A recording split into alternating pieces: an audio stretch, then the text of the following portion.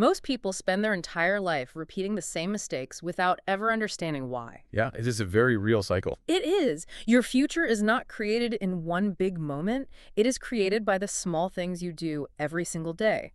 If you feel distracted, stuck, unmotivated, or mentally tired, this deep dive may explain exactly what is happening inside your mind. Absolutely.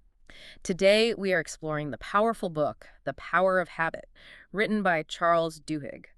This book is all about how small daily actions quietly shape your identity, your mindset, your success, and your future. Because, some books entertain you for a few hours, but this book can genuinely change the way you live your life. It really can.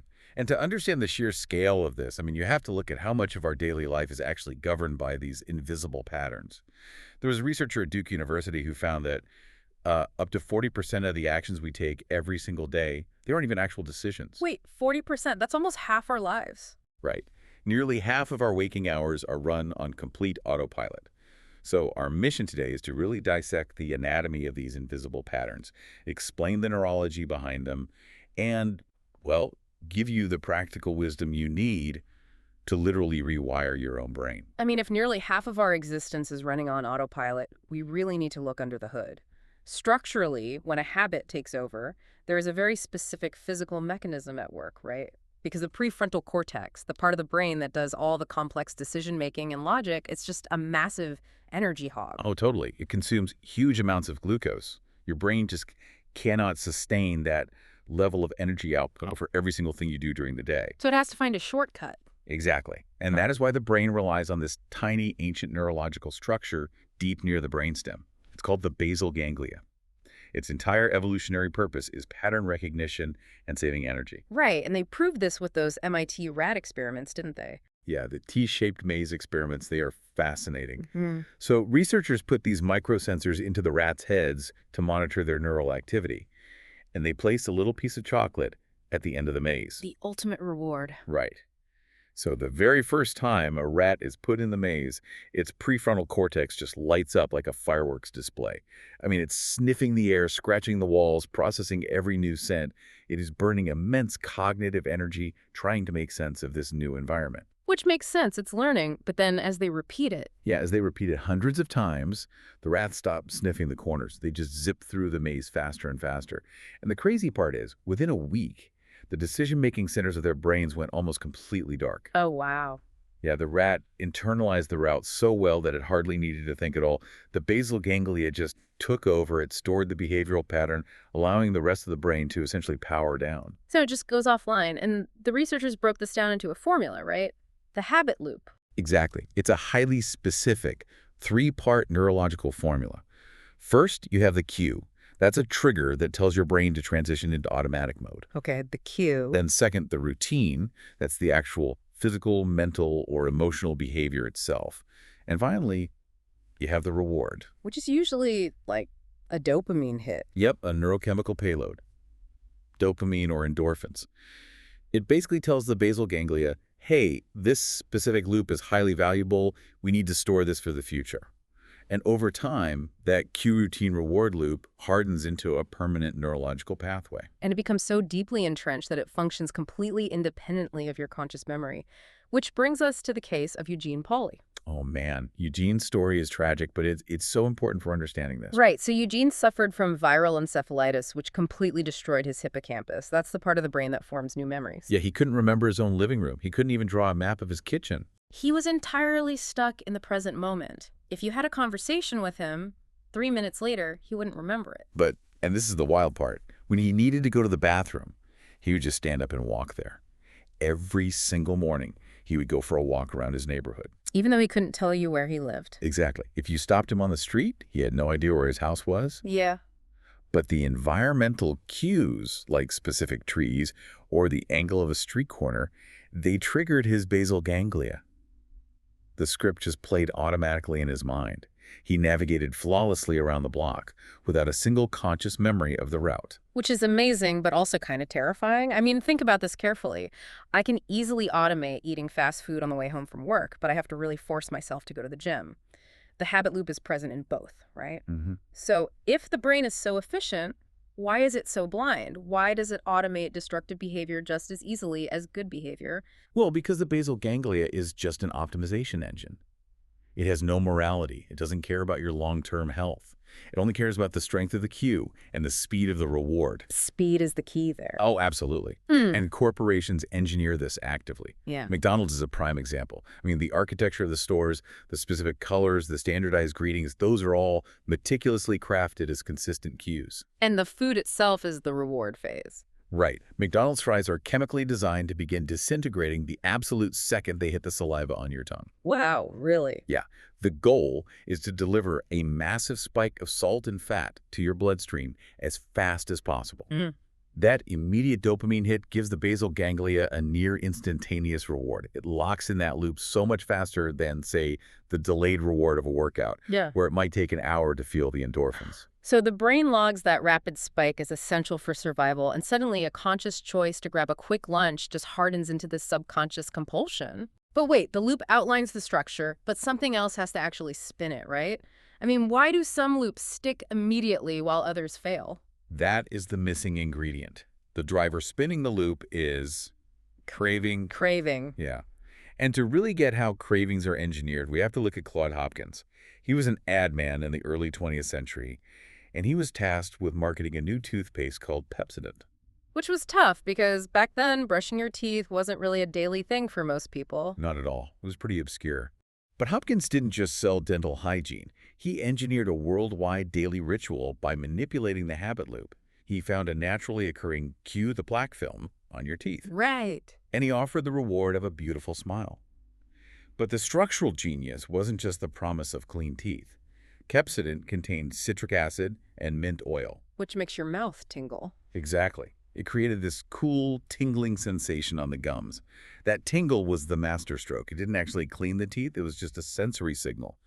But consumers began to associate that physical sensation with cleanliness. So he created a craving for the tingle itself. Yes. If people forgot to brush, they missed the sensation. Their brain demanded it. The craving is what cemented the daily routine. And the neurology behind this anticipation is profound. Let's talk about the monkey experiment with Julio. Yeah, Julio. Such a great study. Yeah, so researchers hook Julio up to these monitors, and he's trained to touch a lever whenever a specific shape appears on a screen. When he pulls it, a drop of blackberry juice drops into his mouth. The perfect reward. Right. And initially, his dopamine spiked when the juice actually hit his tongue. But as the habit became ingrained, the monitors showed something incredible. The dopamine spike actually shifted in time. It moved backward. Exactly. His brain began spiking with intense pleasure the moment the shape appeared on the screen, long before the juice ever arrived. The dopamine spike became the craving. His basal ganglia was anticipating the reward. And when the researchers started messing with him, like delaying the juice or watering it down, Julio didn't just lose interest. He got angry. Yeah. Because his brain had already experienced the anticipatory dopamine spike, the absence of the actual reward created a severe neurochemical deficit. Julio got frustrated, angry, even depressed. The joy of anticipation had completely transformed into a demanding neurological urge. Which is exactly what Cinnabon weaponizes in shopping malls. Oh, 100%. They intentionally locate their stores away from standard food courts. They position them in these long corridors so the scent of cinnamon rolls drifts down the hallway. So the cue hits you before you even see the store. Right. By the time you spot the kiosk, your brain has been anticipating a sugar rush for 3 minutes. Your dopamine has already spiked, creating a deficit that your brain demands you fill. It is a manufactured craving. If you walk past without buying it, your brain registers the missing reward as a literal loss. Okay, but this sounds uncomfortably close to addiction. I mean, if a manufactured scent in a mall or, a stressful email from a boss triggers an involuntary dopamine deficit, are we just at the mercy of these cravings? How do we possibly fight a subconscious neurological urge? And this is where life begins to change. The profound takeaway here is that you don't fight the craving. You co-opt it. Co-opt it. Yeah. Cravings are what make the cues and rewards work. If you want to build a new, productive habit, you have to deliberately cultivate a craving. Say you want to run every morning. You set a clear cue like lacing up your shoes at 6 a.m. and a clear reward, like a specific smoothie or the endorphin rush. Right. But then You have to actively visualize and anticipate that reward until your brain begins to crave the smoothie or the accomplishment. You have to train your basal ganglia to spike dopamine in anticipation of the good behavior. Okay, I get how to build a new loop.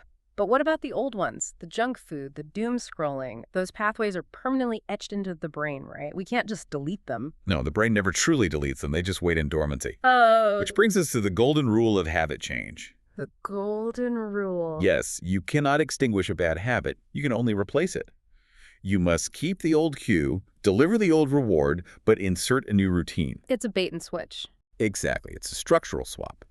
Tony Dungy used this exact principle to turn the Tampa Bay Buccaneers and the Indianapolis Colts into Super Bowl champions. Really? How? Well, he didn't give them a massive new playbook of complex formations. He knew that in a high-stress game, players inevitably default to their deepest habits.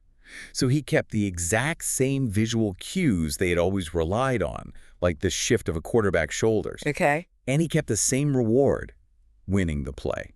But he changed their routine. He drilled them relentlessly on a highly specific automatic physical reaction to those old cues. Because they didn't have to think. Right. The prefrontal cortex didn't have to process the play. They just reacted faster than the opposing team could even think. And Charles Duhigg actually applied this swap to his own life with his famous cookie habit. Oh, yes, the 3:30 cookie. Yeah, he had this daily habit of leaving his desk at 3:30, walking to the cafeteria, buying a chocolate chip cookie, and chatting with colleagues. He was gaining weight, wanted to stop, so he mapped his loop. The cue was the time of day, 3:30 p.m. But when he tested different rewards, like eating an apple at his desk, the urge was still there. Because the sugar wasn't the actual reward his brain wanted. Exactly. The true reward was the temporary distraction and socializing with his coworkers. The cookie was just an excuse to socialize. So once he realized that, the swap was easy. He kept the cue, 3:30 p.m. He kept the reward, social distraction. He just changed the routine. Right. Instead of buying a cookie, he'd just walk over to a friend's desk, talk for 10 minutes, and go back to work. The urge vanished. Wow. Okay, so that mechanical swap makes perfect sense in a normal, controlled environment. But life isn't controlled. What happens when you get laid off or you have a massive argument? Cortisol floods the brain, the prefrontal cortex shuts down, and you violently default to those beep basal ganglia grooves. The old habits scream to come back. Yeah. A mechanical swap seems totally useless against a massive stress spike. And the clinical data entirely supports that. A mechanical swap is necessary, but it fails under critical stress unless you have one missing ingredient: belief. Belief. I mean, that sounds kind of abstract for a neurological framework. It does, but belief acts as a cognitive override. Researchers studied Alcoholics Anonymous to figure this out. AA forces members to identify their cues, like anxiety or exhaustion, and gives them a new routine, which is going to a meeting or calling a sponsor. Which delivers the emotional relief alcohol used to give them. Right. But researchers noticed that when members faced catastrophic life events, the routine swap alone wasn't enough. The ones who actually stayed sober were the ones who had cultivated a deep structural belief that change was permanently possible. And they don't generate that belief alone, right? It comes from the community. Exactly. It is almost exclusively forged through a group. When you watch someone else in your group navigate a divorce without drinking, it gives your brain empirical proof. The brain sees evidence that the new loop actually works. Yes. You borrow belief from the group until your own brain can generate it. That social proof is the psychological glue holding the new routine together under stress. That is so powerful.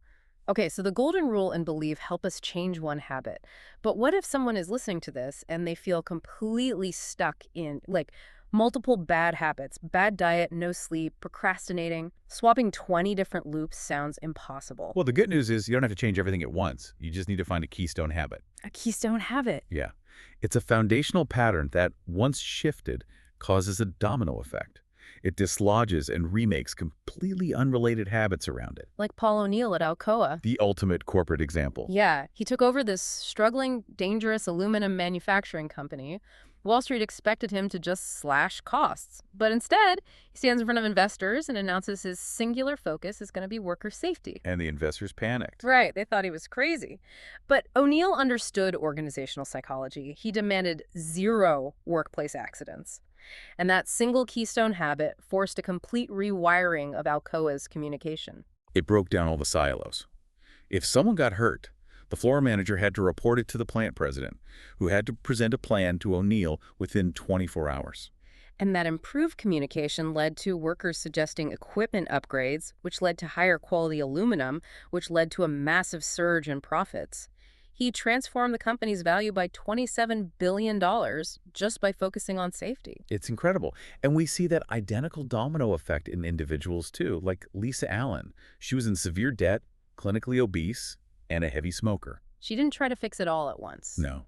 She focused all her energy on one keystone habit, quitting smoking. And to manage the urges, she started jogging. Jogging altered her neurochemistry, boosted her dopamine, and naturally improved her impulse control. And that bled into her finances. She stopped impulse buying. She started eating healthier. Within a few years, she was running marathons and debt-free. Exercise is a profound keystone habit. It structurally demands discipline. But how do you identify that magic first domino? Why safety for Alcoa or jogging for Lisa? It's about finding a habit that creates a new culture of discipline. Starbucks did this by making willpower an organizational habit. The LIT method. Yes, Starbucks knew an employee's willpower would fail when an angry customer started screaming at them. So they pre-planned the routine. Listen, acknowledge, take action, thank, explain. They forced employees to practice it ahead of time. So when cortisol spiked, the routine was already programmed into the basal ganglia. Willpower just became automatic. Exactly. From MIT rats to Cinnabon to Starbucks. The architecture is always the same. Cue, routine, reward, craving, belief. And the core truth here is profound personal autonomy. Habits are not destiny. Once you see the components of the loop, you hold the power to dismantle them. So your practical takeaway for today. Pick one frustrating habit. Just one. Isolate the cue. Is it a specific time, a feeling? Identify the true reward you're craving, and plan a brand new routine for tomorrow. Keep the cue, keep the reward, just swap the routine. You know, it brings to mind the William James analogy. Two young fish are swimming along, and they meet an older fish who nods and says, "Morning, boys. How's the water?" They swim on, and eventually one young fish looks at the other and says, "What the hell is water?" Habits are the water. They are the invisible currents dictating our momentum every single day. But consider this. Your basal ganglia isn't the only thing tracking your cues anymore. Social media algorithms, artificial intelligence, smart devices, they are mapping your habit loops faster than you are. They know your afternoon slump exists before you even feel it. They are engineering the cues and customizing the rewards.